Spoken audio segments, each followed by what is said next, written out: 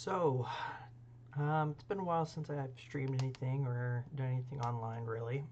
But I wanted to go ahead and share a little bit about Guild Wars 2, again, for the whatever iteration this is. But kind of what I wanted to get into was what new players should expect getting into the game. Um, just so you're aware, I've been playing this game for close to 16 months, so almost a year and a half.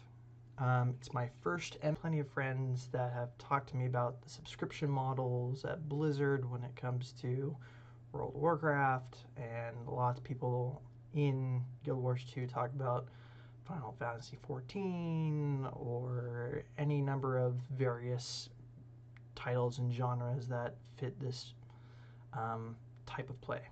So, when it comes to specifically Guild Wars 2, what can you actually expect out of the game? First off, um, when you start, you don't have this many character slots. Normally, you have your one character slot and then maybe two or three more. I can't remember what the starting amount is. It might be closer to five, actually. But with those character slots, you have a wide variety of customization that you can do in actually designing them. Females have furrier tails than males do. Um, After the char, you have the Sylvari. They're kind of almost like your elves. They're plant people. Um, but outside of them, you have your basic humans. And outside of your humans, you have your Norn, which are kind of like a giant race almost, except for they aren't giants. They're just really, really big in comparison to everybody else. In size, I'd probably say it goes Norn, Char, um, human, Sylvari are pretty much neck and neck, and the Surns are clearly the smallest. With that, as you're looking across the bottom, you'll see a variety of different icons. The top one on this left, this one where my mouse is, um, depicts the profession. You can almost think of it like as a class if you're doing D&D. You got thieves, revenants, elementalists, mechanists, which is an engineer specialization. We'll talk about specializations later. You have a guardian, a necromancer, a mesmer, a warrior, a ranger, and then I have another guardian over here. This guardian has a different specialization than this guardian. This one is just the core build, and this one over here is a specialization. So it has a unique icon. At this point in the game, there's been 3 expansions. There's been Heart of Thorns, Path of Fire, and End of Dragons. With each expansion, you've gotten a new specialization. One of those also included a whole new profession, the Revenant. And typically with those, you'll also get not only new specializations, but you'll get maybe the mount system was new, fishing was new, a whole variety of different things. So if we actually pick one of these, what can you get done in a year and a half? What can your expectations be? When you start out with only a handful of actual abilities when you begin. As you look down here across the bottom, all these abilities, 1 through 5, 6 through 10, all of those are based off of the two different factors. The ones to the right of your health bar, 6 through 10, are ones that you can pick based off of the things that you've trained. So you have different skills that you can train right here. You have these ones up here. These are different specialization skills, and then these are your elite specializations. Elite specializations will allow you to pick new weapon proficiencies. So for Thief, you had a staff for Daredevil, rifle for Deadeye, and a scepter for the Spectre. So why is that important? Because not every class has access to every weapon, or every profession doesn't have access to every weapon. And certain professions only have access to a certain size of armor. It's not based off of the size of your character, it's based off of weight. So I don't know exactly how they picked those, but overall, um, your light armors are tied up into Necromancer, Elementalist, and Elementalist, and something else. Can't remember what the other one is. I'll come back to that one.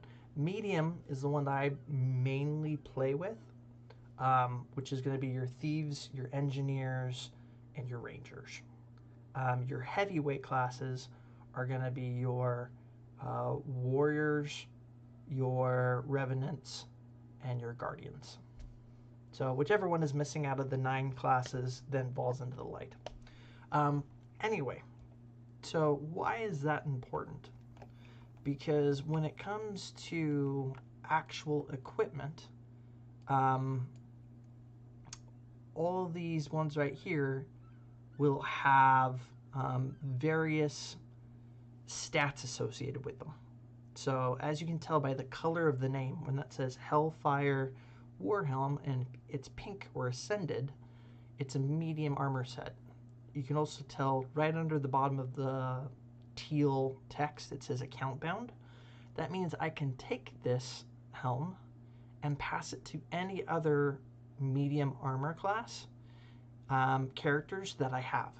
So I can exchange it across characters by one of two things. I can either put it into shared inventory slots and they can just immediately grab it, or I can go ahead and put it into the bank. So the bank, you're going to see on this map, and that's hidden by my beautiful face in the bottom right corner. There's a little mini map behind there. It'll have on it a little icon that looks like that sack, that rucksack above these characters. That sack is a banker character, banker NPC. When you talk to them, you can then put whatever item and toss it in there so that it can be shared across your account. So I could log into a different one and they could grab this berserker dagger and they'd then be able to use it, assuming that they can use daggers. In our example, we were talking about medium armor. So what are some things that you would necessarily want to have in your bank? Personally, I put my Imperial Fragments, my Bloodstone Dust, and my Dragonite ore in there because it's very often that you will get those particular crafting materials. And for me, since I've gone through and I've played the game as long as I have, one of the things that you will need to get some legendary trinkets, which I'll talk about in a second, is your Gleam of Sentience, which is this thing right here. And when I double click it, I can exchange certain bundles of 25 into Fluctuating Mass, which when I double click will act like a unidentified gear and drop, or a bag, will drop a variety of items that I can sell or put into my materials. So it's good to have these over here. It's good to be able to have a lot of these things up in your shared inventory slots. As a new player, you're not going to have this many shared inventory slots. You're going to have 3. And you also probably won't have everything listed as the big group that I did. Instead, it'll be shown in your different bags. So your starter backpack only has 20 slots. It's going to show these 20. Your next bag has this many, your next bag has that many, and so forth. If you don't like that view, I personally don't, I say hide bags, and it groups it all together. For me, that's easier to look at. So, with that being the starting off, one of the things that you may want to purchase off of the trading post, for that's the default is the O key. You can buy gems off of there, which you can do using actual currency. I don't know why that's not popping up like it should. Here it is. So you can use real world currency and pick up gems if you want. Then you can then exchange those gems for gold. Looks like they're still updating the game right now because they talked about how they were going to patch the trading post. But you can either take a default gem exchange, or you can come down here and there's a link right here where it says custom exchange, and you can say exactly how much gold you need or want. And depending on what you put in there, it'll say if you have enough gems to go ahead and make that exchange. So, with that, if we come in and we actually look at my history, I ended up buying a variety of different things. Some stuff that I've bought are storage expanders. Banking storage normally defaults to a stack of 250 items. Personally, since I like to craft a lot of legendary gear, which I'll talk about gear rarity in a minute, I've upped mine from 250 to 1,000. It can go even higher, but I wouldn't necessarily think that you need to get much higher than that. But that is what the let's go to the gem store transactions. I don't think you need much more than that. Shared inventory slots are very nice. The reason I have as many as I do, I think I personally have 15. You start off with 3, so I think I bought 12 more. So it's 5. Maybe I bought 15. Either way, it's better to actually buy in bulk than it is to buy them individually or in small groups of 3.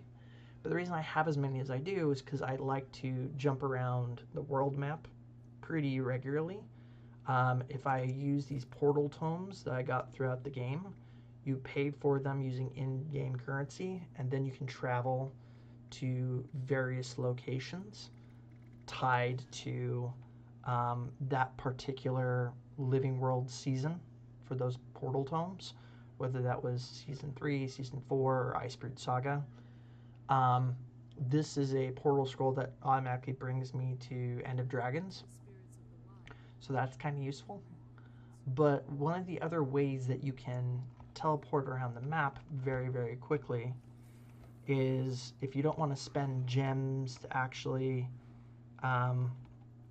get these world boss portal devices. This one works with the Heart of Thorns meta, and this one works with the general Tyria metas. If you don't want to do those, you can come over here and access things through these surrogates. These surrogates will take you to the home instance of one of the various races. Or if you saw the one on the top of the stairs, that one brings you to End of Dragons. That brings you to Arborstone. That's something that you can get from leveling up your mastery points in one of the various End of Dragon masteries. I believe if I look it up here, it would be Arborstone Revitalization. This one gives you that a surrogate right here, this bottom one. But once you use those portals, that brought me all the way here to Divinity's Reach when I was previously down here in Lion's Arch.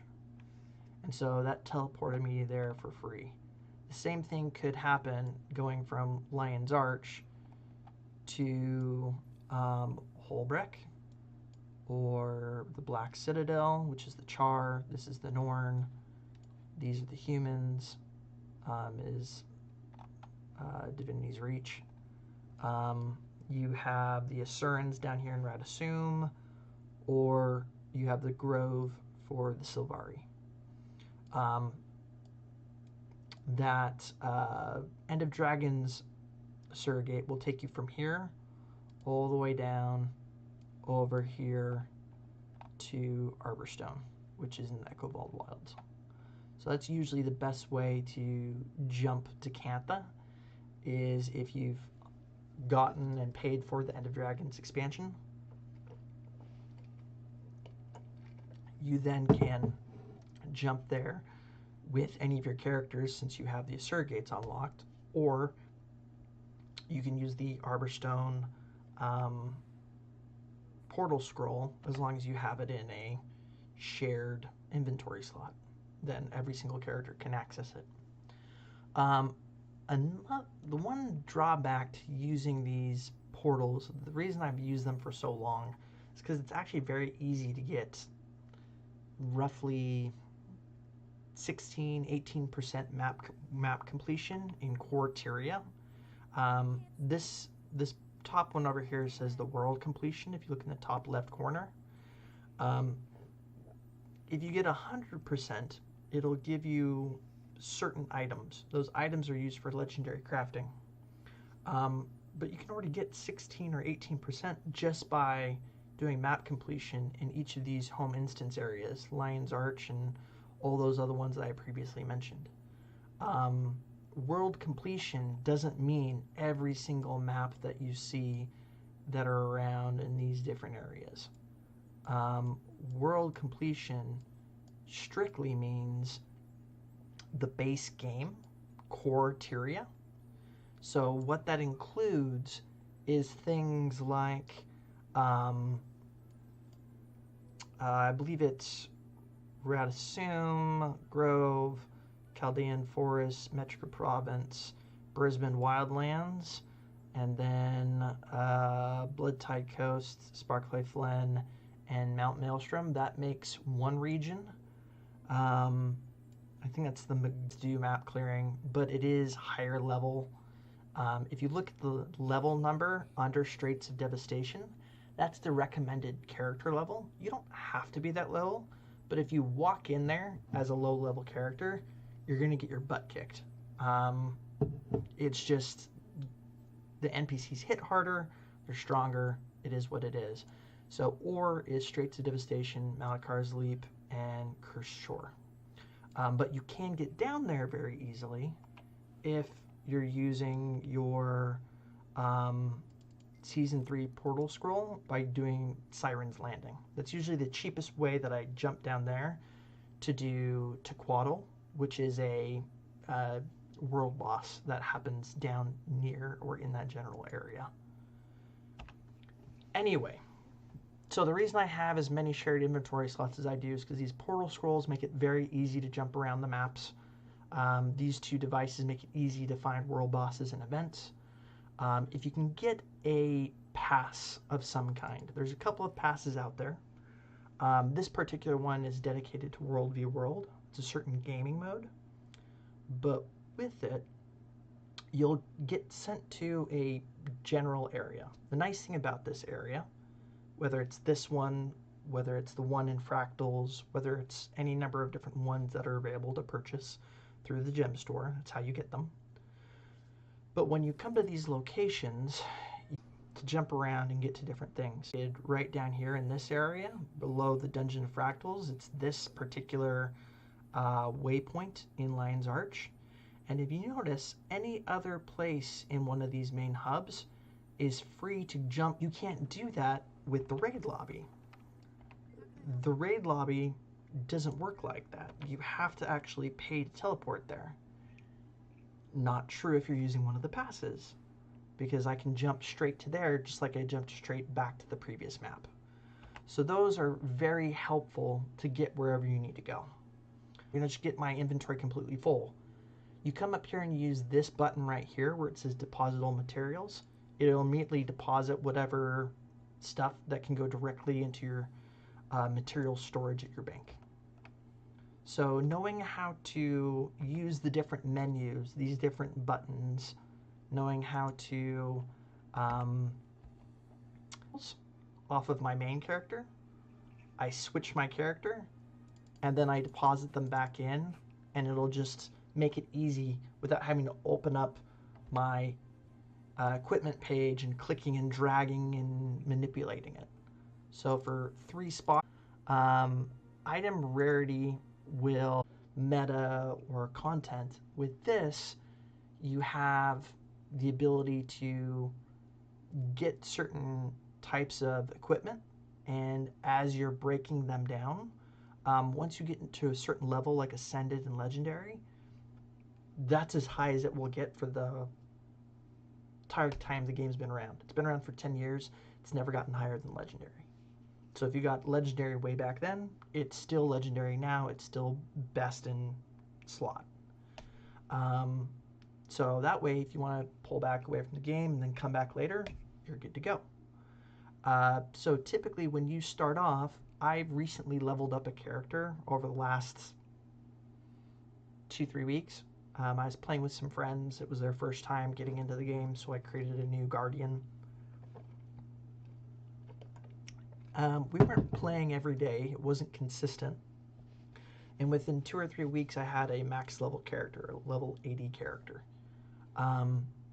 Once it got to level 80, I could use a lot of the Ascended gear that I had on my other classes and pull them over, and it worked really, really well. So if I needed to get armor or something, if I didn't have it already, which I did, but let's just say I didn't. As you can see, you're not buying a lot of Ascended armor off the trading post. You can't just pay for it and get it. Normally, you would get Ascended armor, which you need for fractals and other things. It's the top level armor. The difference between it and Legendary is Legendary you can stat swap without having to use any items and the Mystic Forge to adjust the stats. Instead, what you do is you just come down here, you right click it, and you say what type of stats you want to switch it to.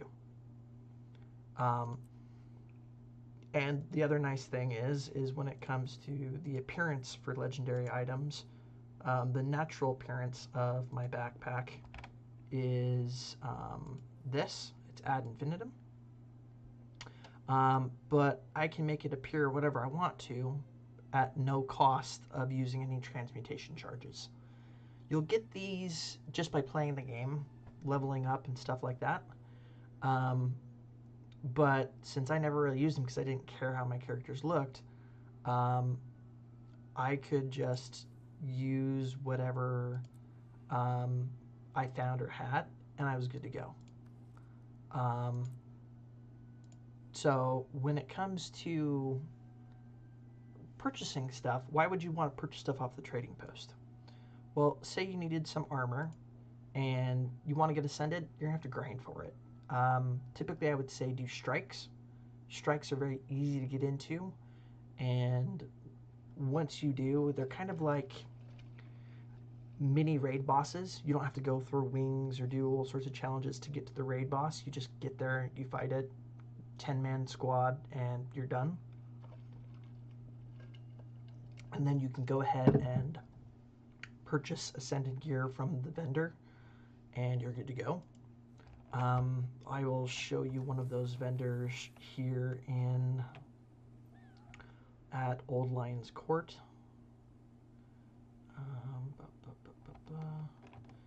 But that's probably the easiest way to get Ascended armor. When it comes to weapons, typically you'll get those as drops from high-end content. As you can see in here, I have a variety of weapon drops. So I could get a Ascended weapon that was from a world boss, that was from Tequatl. You also have things that I got from fractals, as well as some stuff that I got from raids. So there's a whole variety of different things. Let me put these back in slot.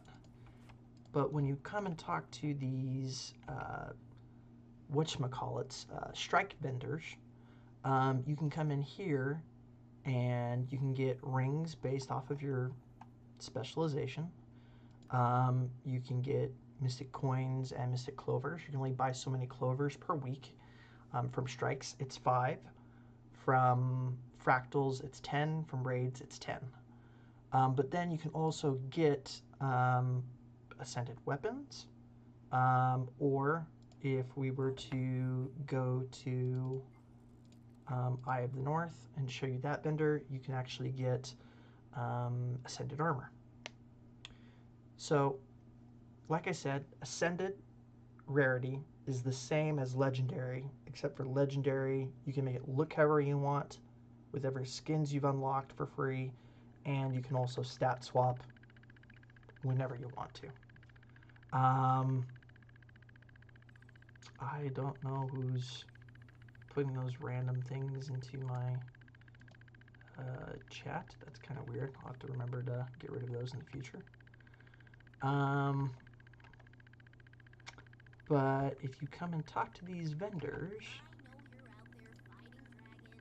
you can use the crystals that you get from the strikes in that area to get armor, and then those armor, depending on whether you pick Assaultus, Assaulter, Malicious, Healer, Defender, Brood Saga, toward getting this Emissary chest. You can open those once per week. Using some of those shards, the content that you get from there is actually fairly good. And as you're working forward things, you can actually get some varying using things that you get from strikes. So, why did I talk about Ascended? The reason why is because even though it's really hard to purchase Ascended off of the trading post, it's a lot easier to get exotic. And with exotic, it's not going to actually cost you that much. So say a couple gold, helms, any number of different things, and if you just wanted to get the cheapest, it's maybe going to cost you a couple gold for a whole set. Why are some cheaper than others? Because if you look, they will have a, you're going to want to buy another rune to replace it. But if I wanted to get scholar runes,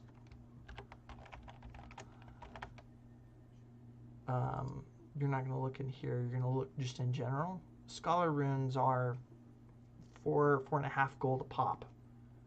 So it's one of those where, depending on what you're trying to build, if you're just doing open world as a new player, you don't need to worry about runes. But as soon as the trading post is open up to you, which I think it opens up within a week or two of having your account open, you can buy gear if you don't like your generic drops off of the trading post and have it match your level, have it be the quality that you'd like the best, and once you do that, it's very easy to use these sorts to figure out exactly. We talked about what you can expect for shared inventory slots. We've talked about some generic gem items that are pretty good to get. I'm not going to have a super long stream, so I'm not going to sit here and wait to show you what a home instance looks on reset, but I'll just show you what it looks like in general. Lots that you can open up to, that you can get nodes if you want. Some of these do require gems. Others require you to complete achievements in the game to unlock. But whether they are mining nodes like these, whether they are trees like these ones over here on the side, there's a couple of trees I cut down. There's one here where my mouse is, another one here. That means every day when you finish 3 open world, which is your PvE, World v World, or PvP daily achievements, you'll get 2 gold, and then you'll also get a variety of other little things. So depending on what dailies you did, so for me, I did Maguna from the holiday events. I'm trying to remember what they all are. This is candy corn. This is there are things that help you craft a back piece. And then there's also ones that you use for the obelisk shard. That obelisk shard uses whatever the heck these things are. It's not mystic forge stones, but it's something. Anyway, so there's a variety of different things you can get from a cheap 10 minutes. So with 10-15 minutes, you have 2 gold every day. What's another way that you can get gold? Within the year and a half that I've been playing, I got enough ascended gear that you can see something in there that says Agony Infusion plus 9. If 12, 13, 14, 15, 16, 17, 18, 19, this doesn't have any. So with 19 plus 9 infusion slots, that gets me over 150 agony resistance. 150 is all you need. So there's the 1, 2, 3 right there. And then they repeat down, they cascade down through the other tiers as well.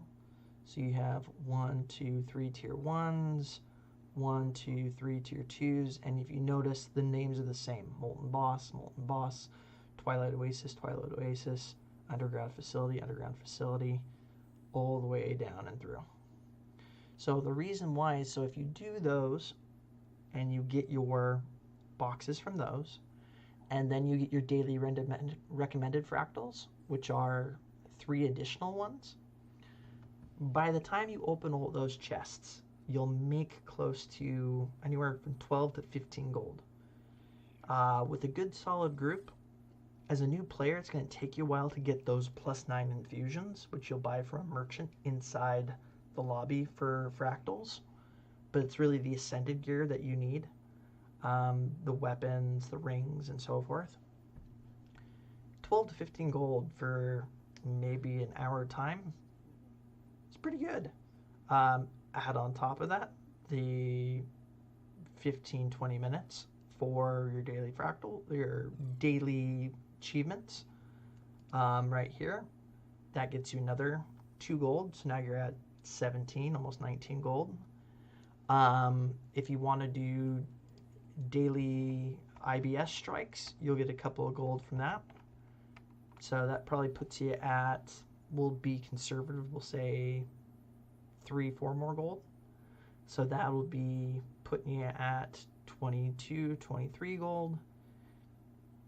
Maybe you go over and you do your strike missions in End of Dragons. If I had actually finished all of these, I would have gotten 2 more gold and some legendary insight. If I had done 4 of these missions. This happens on a weekly rotation. But I'm already at 23 or 24 gold every single day of the week. On top of that, if I do my raids weekly, each of the raids will have 2 gold for each of the raid bosses you complete in the wing. There's going to be multiple raid bosses in the wing. So if I think about Wing 1, there's Veil Guardian. After that, there's a little, it's not an escort, but it's breaking through some gates to get to another room. Then after you get through there, then you fight a creature. Can't remember what his name is. It starts with a G. So there's another 2 gold. So that's 6 gold roughly so far. Then you run a little bit farther, get to the final boss, Sabbatha. When you fight Sabbatha, that's another 2 gold. So with 1 wing out of the 7, that's 8 gold, plus some drops for maybe some ascended weapons or gear. And there's 7 wings. So that's another, I think sometimes I'll get anywhere from 56 to 60 gold a week from doing weekly raids. So there's that. So in a week, you could get roughly, if you're doing fractals, strikes, and let's just say you do 4 days a week with fractals and strikes. You're not doing it every day. You're doing it every other day. That's 100 gold, roughly. You're getting your daily grab for all of your daily collection achievements. That's another 2 times, that's like 15 minutes each day. That's 2 times 5. It's another 10 gold. So you're at 110. Then you do your weekly Cantha strikes, EOD strikes. That's another 2 gold.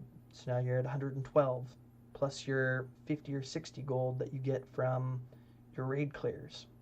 That's basically 160 gold a week. It's not bad. Clearly I do a lot of crafting since I only have 50 gold currently.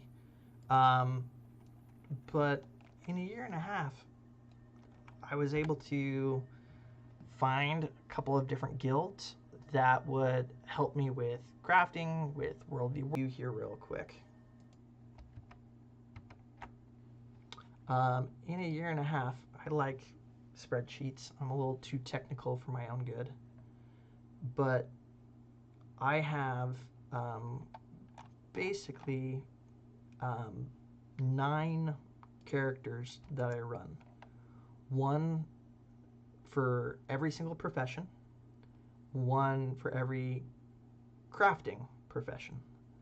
That way, if I ever need to craft something, I have someone that's maxed out that can craft anything that I need. If I was to read character, I would have done the leather worker.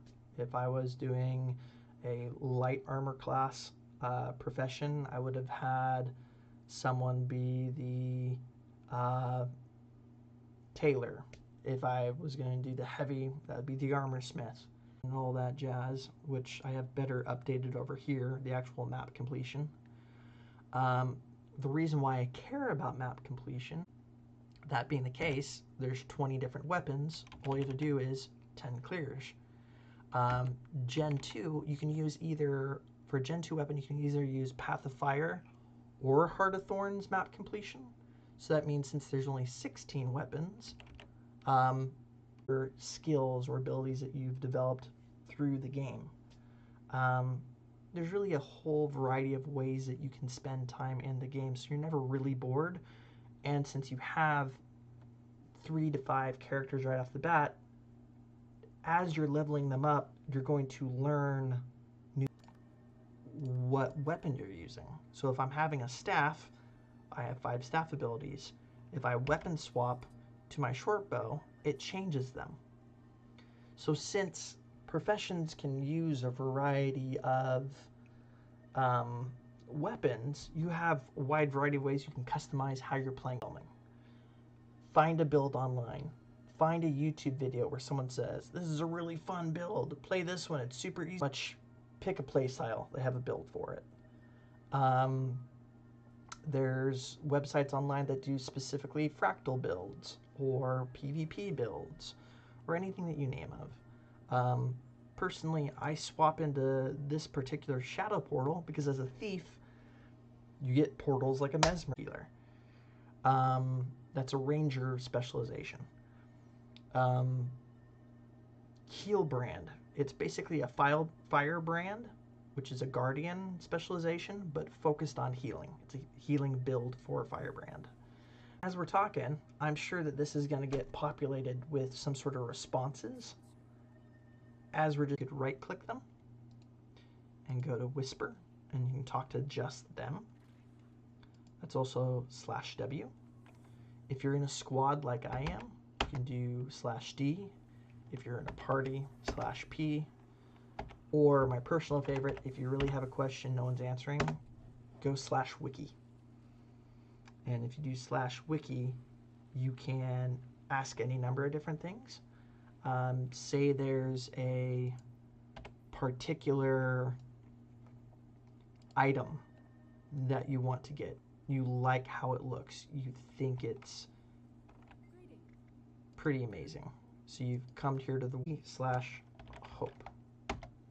When I do that, what that did is if we swap out of the game and go to screen share, it opened a browser that actually talks about what is hope. Not from a philosophical standpoint, but how do I actually build it? What are the ingredients? Those as well. Personally, I think there's an even better website that you can do instead of the wiki if you're trying to craft things. This is GW2 efficiency. What you can do is if you go to your wiki and you search for look like. Normally, if I was to craft it, in total, it's normally going to cost a pretty chunk of change. This is a legendary pistol, so it's going to cost about 1,440 gold and some change. Some of this stuff you can only get through certain down what disciplines you need to know, what the crafting steps are, the whole 9 yards. But since it's tied to your API key, you can come in here and you can say, okay, that's what someone else would have to pay. Based off the achievements I've done and the stuff that I've put into it, how much is it going to cost me? I've already done the achievements for this one. So only things I have left is I need to get some process is and how much time it's going to take you to get those items. So GW2 efficiency is fantastic. You can come in here and it'll keep track of your different characters. It'll keep track of your account. So based off of what I've gotten either through the gem store or what I've unlocked, my account's worth. Set this by value. You can basically just sort through all your things. If you're looking for something specific, maybe I'm looking for a certain portal tome. Oh, I got some extras over here. It's on this guy. If you wanted to see what type of legendaries you've unlocked or which ones you have yet to unlock, you can come in here and take a look. So you can keep track of, oh look, I have half of the raid legendary armor for heavy. I still need to unlock 3 more. Yeah, I'll probably work on that next. So but really when you're playing the game, play it whatever way you want to do it. So look, this guy over here has already messaged me about top tier healers. So they're saying Scourge, which is a necro, heal mech, which is an engineer, or druid, which is a ranger. So the thing I love about Guild Wars 2, not just playing the game and playing with friends, but the community as a whole is actually apple over your head.